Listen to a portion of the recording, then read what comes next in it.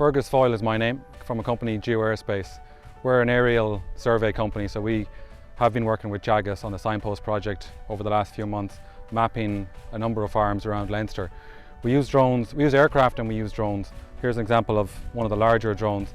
This particular one will map up to 700 hectares in an hour, so it's really efficient. It covers large-scale landscapes.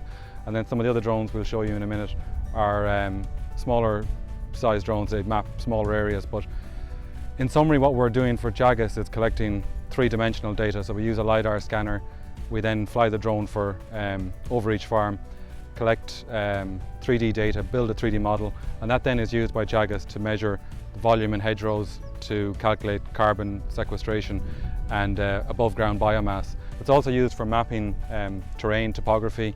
So we collect a huge amount of data really quickly, really efficiently, and that's been used, I guess, to improve sustainability on all these farms, all the signpost project.